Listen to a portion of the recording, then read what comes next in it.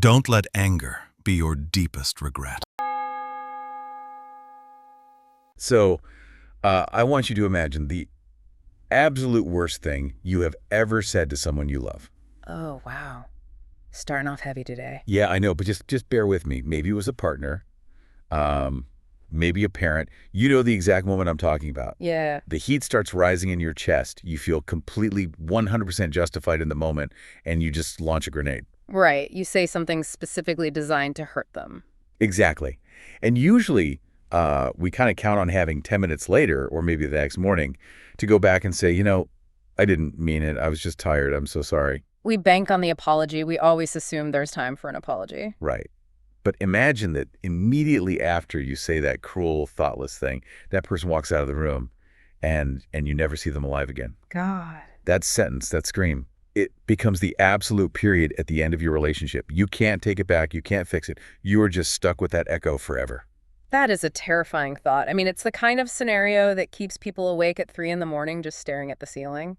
Yeah. But for the subject of today's source material, this isn't just a hypothetical nightmare. It's the reality he has to wake up to every single day. So I'm your host, and today we're exploring a really powerful account that dissects this specific tragedy. And I'm thrilled to be here as always. Because more importantly, we're going to look at why it happens. Why do we snap at the people we love, even when we absolutely know better? And is there a way to build a mental safety net before it's too late? Exactly. So let's just get right into the story. We're following a young man, let's just call him the son. He's about 30 years old, working for a really reputable company. Right. If you looked at his LinkedIn, you'd think he has it made. But the reality described in the text is that he is stressed out of his mind. He's been grinding at this job for a few years, and he is just entirely burned out. And his coping mechanism isn't exactly, going to yoga or jogging. He's blowing off steam the way a lot of people do. He finishes work, goes straight to the bar with colleagues, drinks to forget the stress, and stumbles home around 10 or 11 p.m. And this is where the friction really starts. Because he still lives with his father. And the father is over 70. The dynamic here is classic and honestly a bit heartbreaking when you look at it from the outside. The father isn't sleeping. He's sitting up in the dark, watching the clock. He's worried sick. Because in his mind, it's not just, oh, my son is having a beer with the guys. No, it's did he crash the car? Is he Yeah. getting into fights? Is he spending money he doesn't have? Which, to be fair, is what dads do. They worry. Not really. But the son is barely making ends meet because he's partying so much. So every single night, the son walks through the door, tired and maybe a little tipsy, Yeah. and the father is right there, waiting to nag him. And from the son's perspective, it feels like complete suffocation. I mean, he's 30. He feels like an adult. He thinks, I make my own money. I have a job. Stop treating me like a teenager. Right. So the pressure just builds. Night after night, the father warns him. The son gets annoyed. It's a literal pressure cooker waiting to explode. And then one night, the lid blows off. The son comes home late again. The father is there, maybe looking a little frailer than usual. And he really lays into him this time. He says, don't come home so late. If you're tired, come home and sleep. Don't go drinking. Which is incredibly reasonable advice, really. It is. But in that moment, the son doesn't hear love or concern. He hears control. And he just snaps. He shouts. And these are the words he can never take back. He screams, don't meddle in my business. I am an adult. Why don't you care about yourself instead of bothering others? Wow. Care about yourself. Yeah. That is brutal, especially to a parent whose entire existence in that moment is wrapped up in caring about you. He yells this, storms off to his room, and slams the door. The adrenaline is pumping. He feels entirely righteous. He goes to sleep angry, probably thinking, finally, I stood up for myself. Then comes the morning. He wakes up, maybe feels a little hungover, maybe a little sheepish about the night before, but the house is quiet. Too clean. Yeah. Usually, the dad is up making coffee, watching the news, just making noise. The son knocks on the father's door, no answer. He opens it and finds his father on the floor. He's gone. Heart failure. The tragedy here is double layered. There is the grief of losing a parent, which is heavy enough to crush anyone. But then there is the guilt. The account describes him as being utterly destroyed. The son realizes that his anger, his shouting, the spike in his dad's blood pressure, it might have actually contributed to the stress that stopped his father's heart. And even if it didn't cause it medically, emotionally, that's the end. His last memory isn't a hug or a quiet moment. It's screaming, don't meddle in my business. If he had known that was the last night, he never would have said it. He would have been kind. He would have just listened. And that brings us to the core question we really need to unpack today, because it's easy to look at that story and say, well, that's sad, he shouldn't have done that. But the material pivots to a much harder question for all of us. We all know we should be kind to our parents. We all know that life is uncertain and people die. The son was an educated guy, he read books, he wasn't ignorant, so why did he lose control? That's the thing that scares me the most. If we know better, why don't we do better? This is exactly where we run into the if I had known fallacy. We think, oh, well, if I knew my house was going to burn down tomorrow, I'd pack my family photos tonight. Sure, if I knew the stock market was going to crash, I'd sell all my shares today. If I knew my dad would die tonight, I'd be incredibly nice. But we never actually know. We live under this constant illusion that there is always a tomorrow to fix things. The Stoics would say, memento mori, remember death. But let's be honest with ourselves.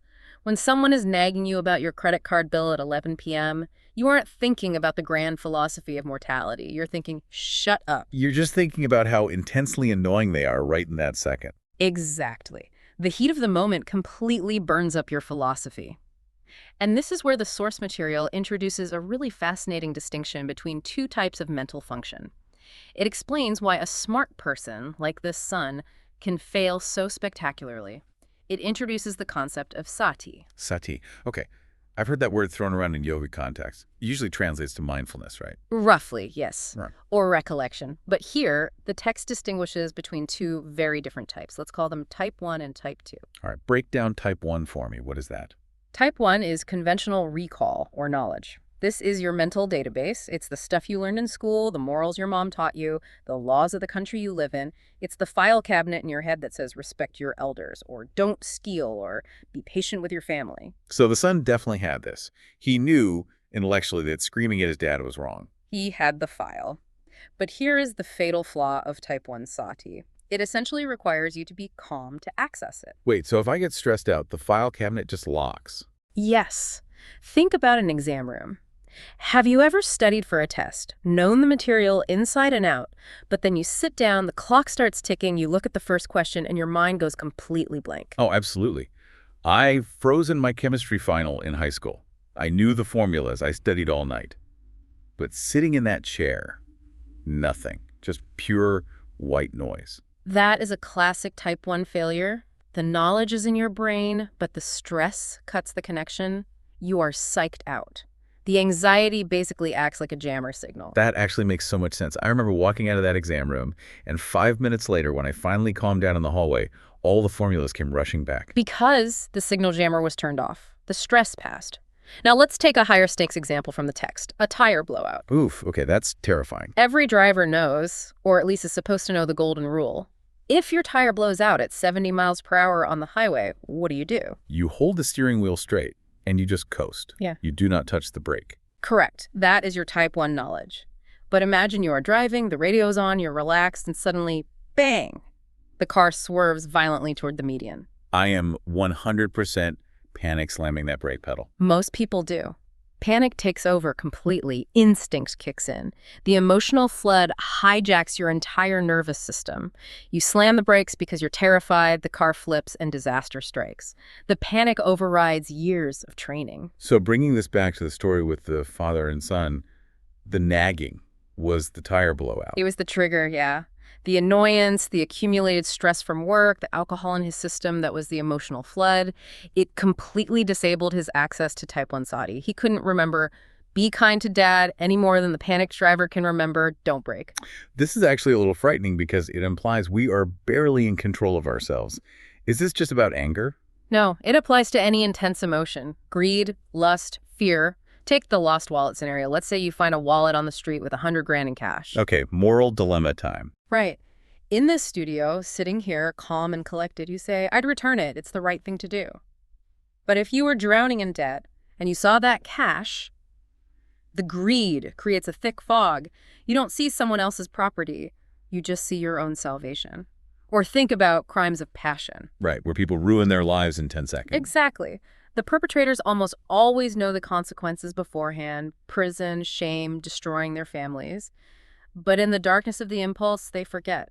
They only remember the consequences after the deed is done. That's the waking up part, the, oh my God, what did I just do moment. Which is always too late. So the million-dollar question the source poses is this. If type 1 knowledge fails when we need it most, what do? We need a backup system. And this is where type 2 sati comes in. Okay, hit me with type 2. How is it different from the file cabinet? This is often called samasati, or right mindfulness, and the difference is subtle but massive. It's not about remembering facts, it's about realizing your current state. It is the ability to know an emotion is happening as it is happening. I feel like I need a concrete example to grasp that. Okay, let's look at anger again. Type 1 is remembering anger is bad, I shouldn't yell. Type 2 is noticing, my chest is tight, my voice is raising, I am experiencing anger right now. That sounds almost too simple. How does just noticing I'm angry stop me from screaming at someone? Because it acts as a circuit breaker. Think about the physics of it. If you are screaming, you are the anger. You are inside it. But the moment you can step back and observe it, oh, look, I am experiencing anger, you detach from it. You become the watcher, not the participant. So it creates a gap. It creates a critical gap, and that gap is the emergency brake. Once you detach, even for a split second, the emotion loses its momentum, it cools down, and once the system cools down... That's like the old jammer turns off. Exactly. And type 1 comes back online. You wake up before the car flips, you think, I'm angry. Whoa, okay, breathe. Oh, right, I shouldn't yell at Dad. He's old, and he's just worrying about me. I see. So we usually try to fight anger with logic, but logic is offline during a flood. We need awareness first to bring logic back. Logic is the passenger. Awareness is the driver. If the driver is asleep at the wheel, the passenger can't give directions. I really love that analogy. Okay, but here's my skepticism. This waking up thing feels random. Like sometimes I leave the house and suddenly pop, I realize I forgot my keys on the counter. I didn't try to remember, it just happened. That pop is exactly the mechanism we're talking about. You were thinking about dinner or traffic, and suddenly awareness broke through the distraction. The goal of mental training is to make that pop happen on command, or at least much, much faster during a crisis. So how do we actually train it? Because if I'm waiting for a random pop while I'm yelling at my dad, it might come 10 minutes too late. The method described in the material is very specific. It talks about walking meditation. Okay, I've seen this. People walking back and forth in a quiet garden, looking very slow and serious. Is that what we have to do? Because I definitely cannot do that at the office. It's not about the walking itself, really. It's about what you do with your mind while you walk. And this is where most people get meditation completely wrong. They think it's about stopping thoughts, clear your mind, think of nothing. Right. Blank slate. Ultimate Zen. This approach says the exact opposite. You walk back and forth, and you let the mind think. Let it think about work. Let it think about the cute barista you saw earlier. Let it plan what you're having for dinner. Wait, I'm walking back and forth thinking about pepperoni pizza. How's that training? That just sounds like my normal Tuesday afternoon. Because eventually you will forget that you were walking. You'll be so lost in the pizza fantasy that you physically disconnect from the present moment. And then suddenly you will realize you were daydreaming. You'll wake up and feel your feet on the ground again. That moment of, I was just gone for a minute. That exact moment. That is the rep. That is the bicep curl for your awareness. You are literally training the mind to wake up from distraction. So the goal isn't to not think. The goal is to catch yourself thinking. Yes. It's all about the speed of the catch. The text uses a great metric for this. It says at first, you might get lost in a thought for 7 or 8 stories. What do you mean by stories? Chains of association. One thought leading to another, leading to another. Oh, I know this well. I start brushing my teeth. Yeah. And then I realize I'm out of toothpaste. Then I think about the drugstore. Then I remember I saw my ex at the drugstore like 3 years ago. Then I remember the massive fight we had about loading the dishwasher. And suddenly I'm standing in my bathroom, absolutely furious about a dishwasher argument from 2019. That is exactly it. You are 8 stories deep. You aren't in the bathroom anymore. You're in 2019 fighting with your ex. And I didn't even notice I traveled there. Right. So the training is, can you catch it at story 2? Can you catch it when you think drugstore and bring your attention back to brushing teeth? Eventually, with enough practice, can you catch it at story 1? Because in an argument with a parent, 8 stories is more than enough time to say something completely unforgivable. Exactly. If you catch the anger at story 1, you don't say the cruel thing. You feel the flash of heat and you wake up. Okay, I buy the theory. But, and I have to be the voice of the listeners here, I am not going to pace back and forth in my living room for an hour a day. I have a job, I have kids, I have Netflix to watch. Is there a way to do this that doesn't require living in a monastery? Thankfully, yes. The material is incredibly practical about this. You don't need a meditation hall. You have a bathroom sink. You have a pile of laundry. The boring stuff. The repetitive stuff. The advice is to use your daily tasks as the dojo. Brushing your teeth, washing dishes, making the bed. But you have to follow one strict rule. Do one thing at a time. Body here, heart here. Meaning no podcasts while I fold laundry. I know, it hurts to say on a show like ours. That is literally my favorite time to listen to audio. And that's fine if you just want to be entertained or learn something new. But if you want to train this emergency brake, you have to stop multitasking. If you are brushing your teeth while planning a morning meeting or scrolling through your phone, you are actively practicing distraction. You are training your mind to be somewhere else. Wow. I never thought about it like that.